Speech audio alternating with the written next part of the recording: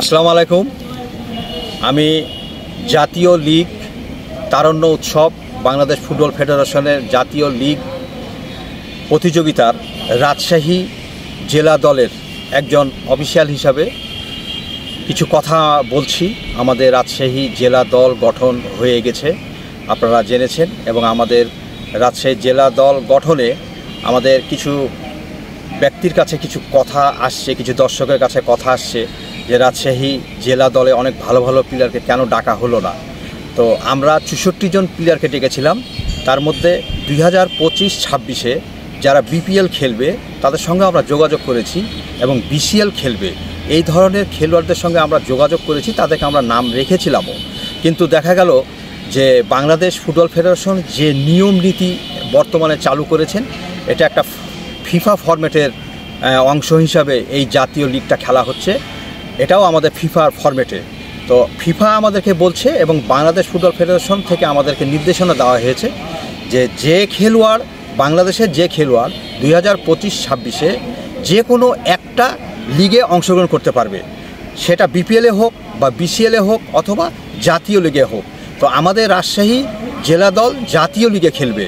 তো সেই ক্ষেত্রে আমাদের রাজশাহী জেলা দলে যারা রেজিস্ট্রেশন করবেন তারা 2025-26 সালে আর ঢাকাতে বিসিএল বা বিপিএল বা আদার্স কোনো লিগে অংশগ্রহণ করতে পারবে না। বিধায় আমরা রাজশাহীতে অনেক ভালো ভালো প্লেয়ার, যেমন আমাদের গোলকিপার নিহাল, তারপর আশিক, আমাদের প্রণয়, তারা সবাই এখন বিপিএল বা বিসিএলে খেলার জন্য আগ্রহী। বিধায় তাদেরকে আমরা দলে রেখেছিলাম, কিন্তু আমাদের ভাগ্য খারাপ যে তাদেরকে আমরা খেলাতে পারছি না। এই কারণে তাদের একটা ভবিষ্যৎ আছে। তারা বলেছে যে ভাই, আমাদের খুব ইচ্ছা ছিল রাজশাহী জেলা টিমে খেলার, কিন্তু আমরা তো বিসিএলে খেলবো বলে কন্ট্রাক্ট করেছি, কথা বলেছি। এমনকি আমাদের 20 জন স্কোয়াডে আমাদের একজন প্লেয়ার ছিলেন মোহনপুরের, সেই প্লেয়ার আজকে আমাদেরকে জানিয়েছেন যে সেও বিসিএলে চলে যাবে। তো বিধায় তাকে আমাদের আটকে রাখার আমাদের কোনো অপশান নাই। তো এটাই আমি জানানোর উদ্দেশ্যেই যে অনেকে হয়তো ভুল বুঝাবুঝি চেষ্টা হচ্ছে, যে অনেকে বলছে যে অনেক ভালো ভালো প্লেয়ার ছিল, কেন আপনারা তাদেরকে নিলেন না।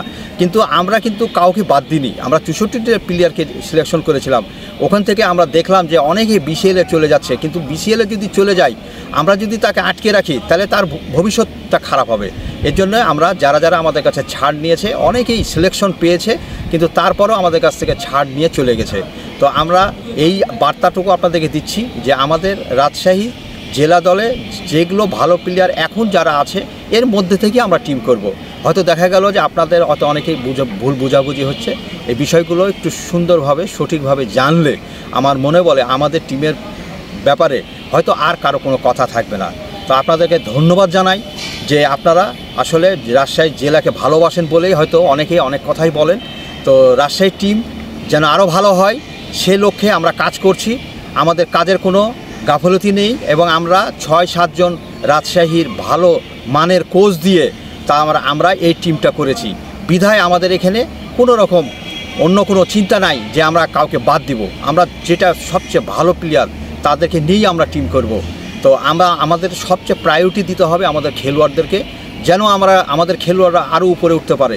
অতএব এই আইনটা হয়তো অনেকেরই জানা ছিল না যে 2025-26-এ একটা বাংলাদেশের যে কোনো একটা খেলোয়াড় একটা লিগই খেলতে পারবে, অন্য কোনো লিগ আর সে খেলতে পারবে না। বিধায় আমাদের জেলা দলের চেয়ে এখন অনেকে আছে বিসিএলে এবং বিপিএলে ভালো পারিশ্রমিক পাবে, তাদেরকে এই কারণেই আমরা তাদেরকে ছেড়ে দিয়েছি। এবং আপনারাও এইসব ব্যাপারে খোঁজ খবর রাখবেন এবং রাজশাহী টিমকে সাপোর্ট করে যাবেন এবং রাজশাহী টিম যেন ভালো খেলতে পারে, সেটাই আমাদেরকে সাহস যোগাবেন। ইনশাল্লাহ এ পর্যন্তই আমরা আপনাদেরকে তথ্য দিলাম। আসসালামু আলাইকুম।